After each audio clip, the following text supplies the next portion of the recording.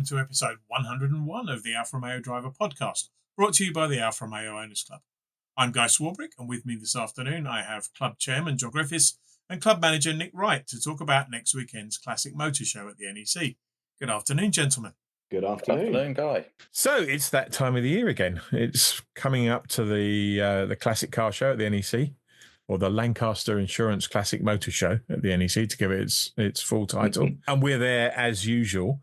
But before we get to talk about what we're doing at the show, for people who haven't been, it's a big deal, isn't it? It's absolutely enormous. And I think particularly for car clubs, they're very proud that 40 years on since their first occurrence at the NEC, they've now got 300 car clubs exhibiting in one form or another, be that from dusty corners to the very plush Hall 1, the premium hall that AROC's been in, I think, since its inception. So we're all fully carpeted with nice lighting, etc., of course.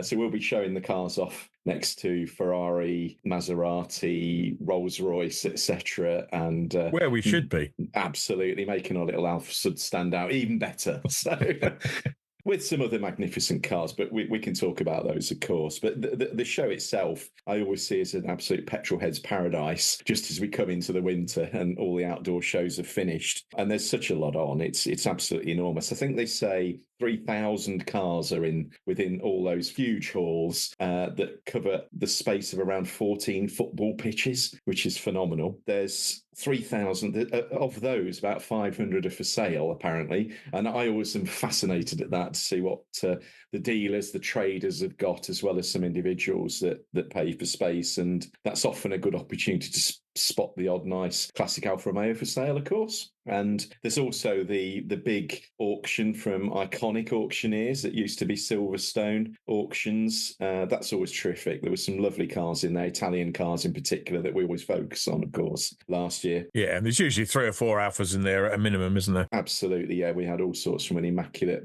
Brera S to some 159s, 156s, a 147 with the ridiculously low mileage. There was some lovely stuff last time. I'm looking forward to that again. The other thing I love, being a bit of a detailing nut, is it's the UK's biggest indoor auto jumble, and you get everything from hubcaps for Morris Minors to loads and loads of material for restoring cars as well. It's terrific. Not usually too much Alfa Romeo wise, unfortunately, but it's still a fascination. And then there's all the other traders. Yeah, there's lots of books and models.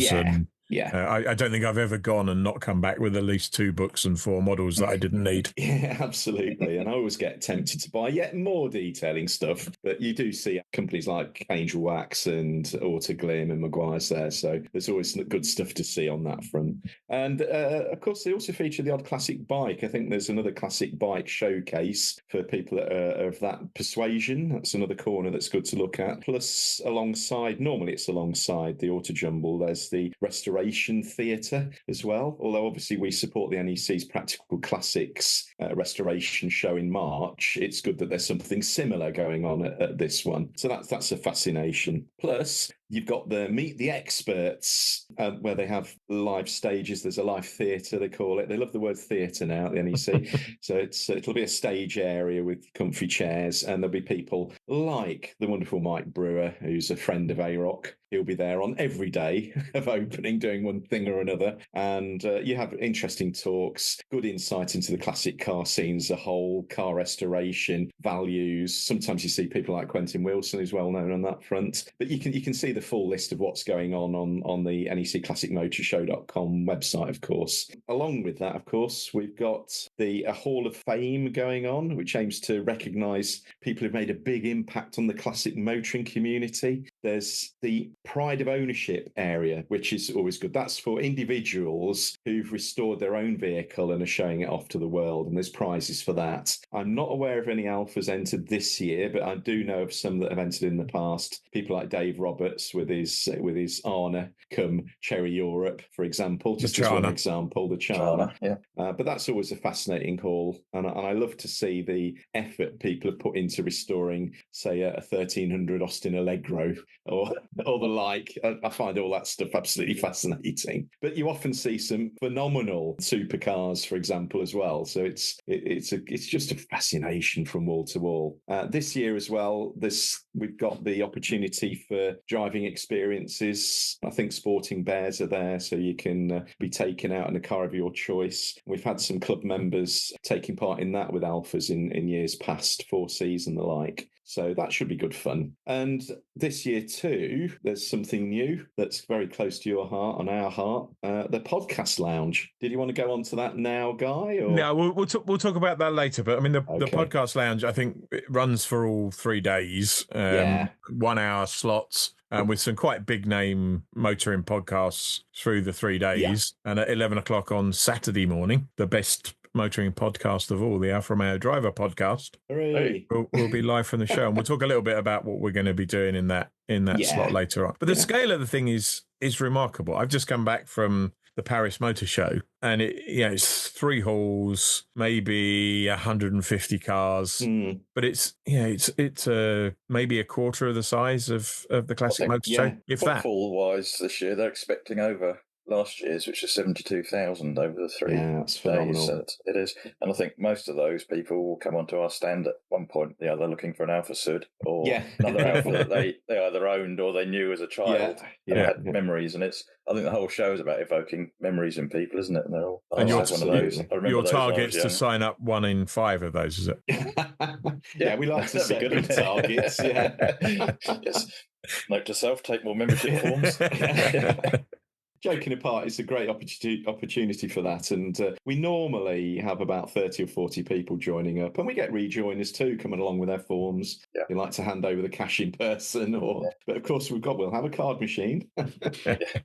So it's our 60th anniversary this year, as everybody knows, because we've banged on about it all year. It's also the 40th anniversary of the show, which is quite remarkable. A lot of these things, including the British Motor Show for modern cars, kind of come and go and move venues, but to be around for 40 years is quite impressive. And Nick, I think you've got a list of the cars that we had on the stand for the very first show. I do. We had 4 cars on there. There's the obligatory Duetto Spider, Junior Zagato, a 1756C Grand Sport, and Richard Banks 105 GTA, which apparently just finished building like the day before, something. So to get it there, so it's quite an impressive stand. I've been there every year since, of course. Yeah, absolutely. And I remember going to my first one about 93, I think, and you'd got I think the kind of star car for me was a brand new 164 Cloverleaf. So all the way along, we've tried to, as a club, as a whole, tried to include everything of interest, not just the old classics. Absolutely. And we should talk about what we've got this year, and we'll introduce the theme. But on that subject of new cars and kind of linking back to the first time we were there, we had a Junior on the stand 40 years ago, and we've got a Junior on the stand this time. We certainly have, and our friends at Research Garage have come up trumps and secured one of the first in the country. So we've got a Junior Speciale coming over that's a beautiful high spec with the gorgeous Seatbelt seats in. So we'll be able to see that and really up close, get all over it. It will by then be belonging to a member, I should say, but it's going to be a really lovely thing to see up close for everybody. So it's just tremendous that we've got Junior from 40 years ago and the same name back in use today. So what is the theme this year? We always have a theme more or less tightly defined for the stand. Yeah. So the title that David Faithful has come up with for his wonderful program that he's built for it is Making History for 60 Years. So that's the 60th anniversary of the club, and we often try to have a broad range of cars on the stand, and this is a perfect opportunity at the 60th anniversary. So we've got at least one car representing each decade of the club. So it starts, as luck would have it, with a 1964 car, which was was exactly the type of thing that the club was formed back in 1964 to support. When those guys met up at the Steering Wheel Club in London in 1964, it was all about how do we get together to help each other support and look after these exotic cars. And there's little from around that time that's more exotic than a Giulia Sprint Speciale. And this particular example is from Dave Ward, extremely long-standing club member, who's a wizard at restoration. And he spent, I know it's over 10 years restoring this amazing 1600 Giulia Sprint Speciale that was also in bits our NEC stand, the March edition for the Practical Classics show, where he spent much of the time on the floor trying to fit different parts onto the freshly painted body while we were ensuring that it was as clean and free of fingerprints as possible. But it's all ready. It's all but finished, is it not, Nick? I think you had a chat with Dave very recently. Yeah, it's over 99% there now. I actually went to his workshop when he was doing it with his English wheel, making the panels for it. It's absolutely amazing watch him do that. Oh, yeah, just phenomenal. I know, just seeing how he's recreated components for it. I remember the intricacy of that front chrome bumper that was in bits back in March. I can't wait to see it all complete. So like most classic restorations, he's done the first 99%. He's just got the other 99% to do. Which will be the next 10 years, I think. But no, it's going to be amazing to see that one. Just such a gorgeous car. Next along, we mentioned Richard Banks. We've got an Alfaholics tweaked car up next, the 105 series Bertoni belonging to Roger Kay. So this one has been built up for track day and hill climb from a really solid late shell, and it's to I think what's termed the GTR or R spec from Alfaholics. So it's got a 2.1 litre twin cam, something like 240 horsepower coming from that. So it's typical of a beautifully restored Bertoni, but with that bias to fast road and potential hill climb and so on. So that'll be what, 260, 270 brake horsepower per tonne or something insane? Yeah, that's right. Yeah, the 260R. It's a steel body though. It's not one of the mega exotic carbon fiber things. Yeah, that we've had on stand before actually from our friends at Alfaholics. But it's just a work of art. I was lucky to go around on an AROC track day with Roger back in May. It was the first time he'd been on the track, but Roger can't half drive, and it was just brilliant to experience that car, how it dances. You can see why this resto mod thing is so popular and why people like Chris Harris, it's his favourite car. It's just absolutely phenomenal. So it'd be lovely just to see that static, to be honest, and it presents extremely well. But you can drool over the titanium componentry and you name it. It's just superb. And after that one, that's kind of representing late 60s into 70s, and then I don't think it'd be complete without the car Nick and I mentioned earlier, and that's an Alfa Sud. So we had a stand full of the things for the car's 50th anniversary very recently, but this time we've gone for one that wasn't part of that big display. It's the white TIX. It belongs to Gary Orchard, and I believe it's a past concourse winner. It is certainly concourse standard machine, and one that he's been heavily involved in looking after for a very, very long time. We did show it on our display back in, I think, 2016, or was it 18? Definitely wasn't 1916. It wasn't 1916, no.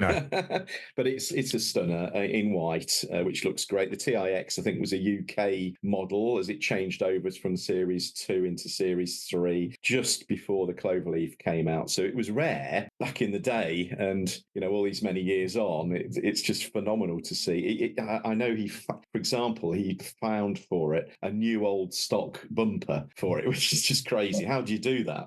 But there's a real living community around Alfa Suds, very much. If we've learned anything over the 40 years, is if you don't put an Alfa Sud on the stand, you'll have 70,000 people saying, "Where's the Alfa Sud? Where's the Alfa Sud?" Absolutely. Yeah. It's interesting as well, the timing, because I was writing something for the programme we're doing for the show, and in that, the club faced a big challenge at the time it came out, being front-wheel drive.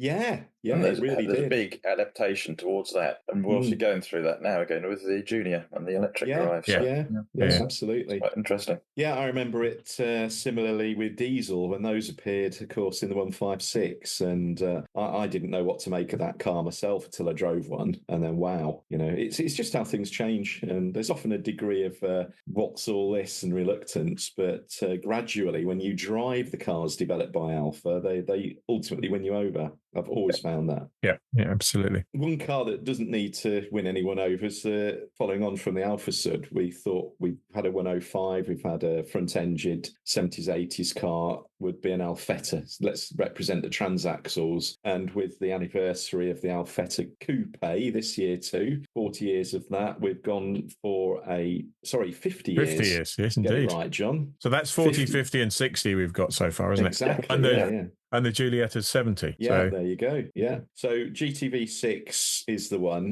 One of my favourite cars that I wrote about in the last Alfa Driver. We're just finalising which one it will be on the stand. So I can't talk about the exact spec of the car, only it's going to be a lovely representation of all of the Alfettas. We've got Alex Dupe on the case, our Alfetta registrar, and we should have a really nice one there. We've had some beautiful ones over the years. Tony Day, I remember, we had one back in 2014 too that was a complete stunner.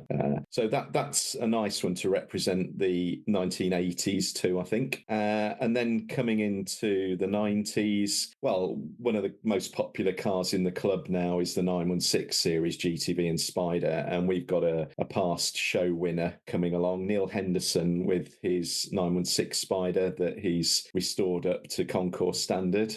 He had it fairly modified, but he's putting it back to perfectly standard at the moment. But I've said to him, it's a fabulous car. You've won prizes with it. Bring it along with whatever condition it's in. So if you want to have your, optional alloys on it, then please do. But it's just such a nicely prepared car and really nice and representative in bright Alfa Red. Then, of course, we're going into the 2000s, and we thought we'd bring out something with another Busso in it, and we've got a 156 GTA coming, also in Alfa Red, that belongs to local man Dave Atkins. I remember when that car came out and driving over back in 2002, bringing one over from the Alfa UK, their press car. I remember driving it in teeming rain on the M69 and M6 to get to the show, but loving every second of it, apart from when there was some blue flashing lights in my rear window.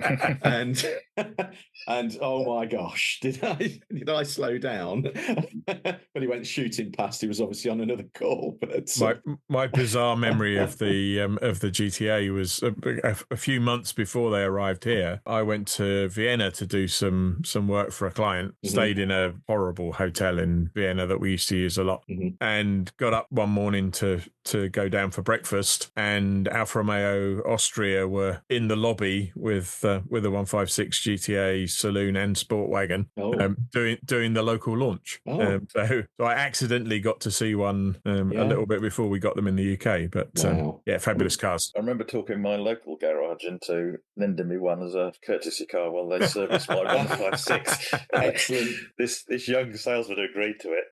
Obviously got in trouble for it, I think, but it was wet. I remember him saying, "Don't touch this, don't do it to drive it." They phoned me up and said, "Your car's ready." I said, "I'll be there in about 20 minutes, whatever." And I got there, he was standing at the front of the garage waiting for me. Sweat dripping off his brow. Had I known that, I wish I'd have bought a Pendle steering wheel and just walked around the corner with it. Brilliant.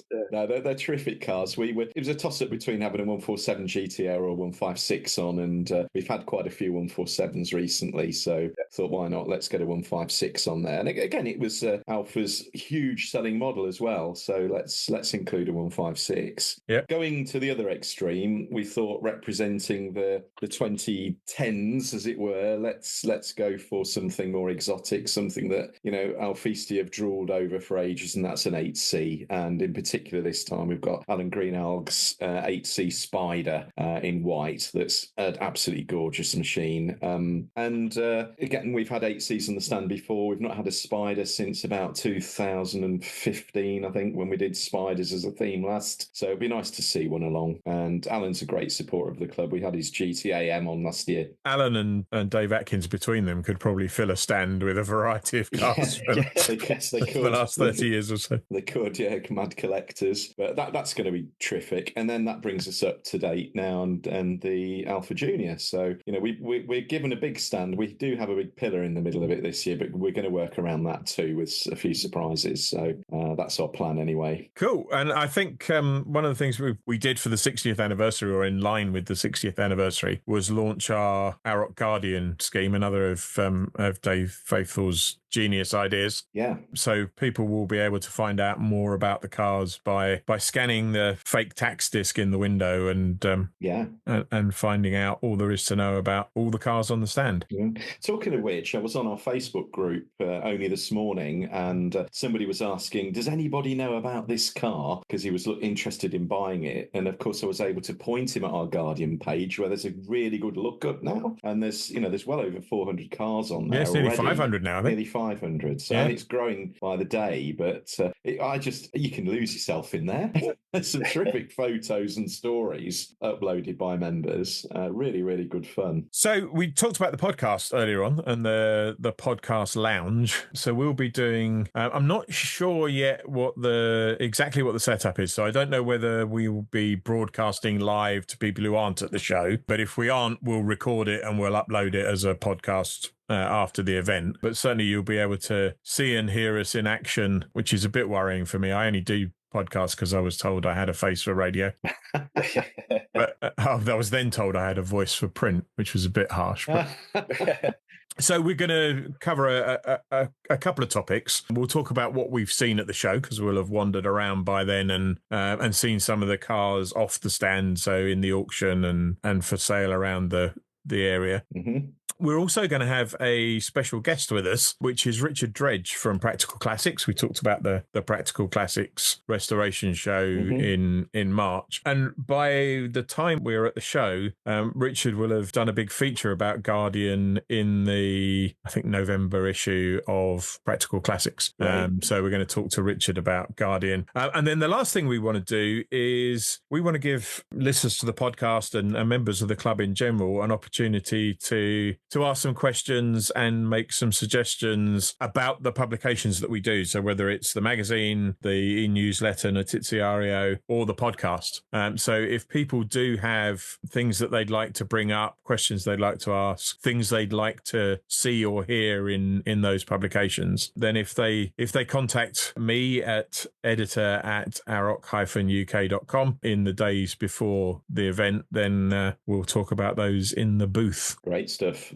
Interesting to see what comes along. Yeah. I won't come up with the big list of detailing queries that I get emailed. Unless we could spend half an hour talking about how to get out mould stains from a 4C Spider's roof. I think mould stains from any Spider's roof would be a very popular subject. But maybe if we run short, we'll do a little detailing bit at the end. Or maybe not. He did say little there, John. Little, yeah. Too excited. Like 3 hours. Yeah. Brilliant. Anything else that we're looking forward to at the show? I've already mentioned Austin Allegros, but you actually get more of those at Practical Classics, which you can spend hours. Not sniggering is the wrong word. Just being in awe of these rarities that people adore. But joking apart, I love spotting things like, Citroen BXs or Citroen SMs and real quirky stuff that's still around. Just amazes me. I love to see what cars are up for in the auction as well. Fascinating to see what things are fetching. Always a great barometer on the world. When you're seeing a Ford RS Turbo go for £75,000 and, even not particularly tidy at that, it's always fascinating. The other thing I like about the Classic Motor Show is you go to some of our events in the summer and they're so big that you're wandering around and walking through the cars and you get to meet a few people as you're wandering around, which is great. Yeah. But because I tend to spend most of my time on the stand at the show, you're kind of talking to people and meeting club members all day for the whole weekend, which is just brilliant. Yeah, That's it is. why we put the gazebo up on the stand now, so I'm not allowed out of that. I just stand there for 3 days. So. There's a kind of force field that keeps you in the gazebo. Absolutely. No, it's great. My feet lock up if I can move. It's fab seeing familiar faces that we only see there once a year as well, or maybe at NAD, but that's really is part of it. And it's great speaking to the general public. And I had an Alfa Sud. We've got a little score sheet for how many people say that. Plus. No Brera then. That's always the type of query because Alfa Romeo. Insert my favourite model here. Exactly. Yeah. With Alfa having over 100 models, it's rather difficult when you got space for 8 to cover everything off. Yeah. But I think we've done a pretty good job this year. But speaking to people, that's terrific. Talking of which, Nick, make sure there's plenty of bottles of pop and water there because you don't stop talking when you're on that stand and dry as a bone. And I presume Nick will have a small selection of items from the shop on the stand as usual. Yeah, there'll be a small selection. Obviously, we don't take any clothes there or anything like that. No clothing. Cause it's umbrellas is a good one though, isn't it, Nick? Because just to get to and from the car park. Exactly. Yes, it saves an awful lot in postage if you buy it off the stand. So. Yeah.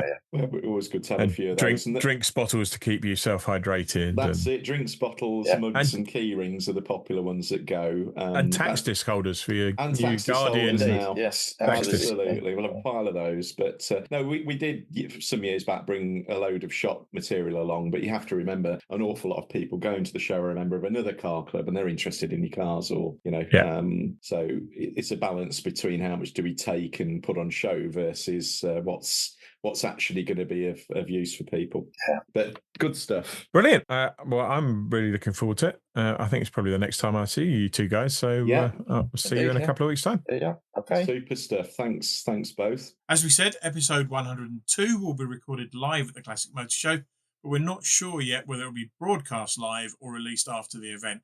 Keep an eye on the website and Facebook groups for more details. Episode 103 will be released on the 1st of December and will be available to download from 1:30 p.m. from Apple Podcasts, Podbean, the club's website, and everywhere else good podcasts are found. Until then, stay safe.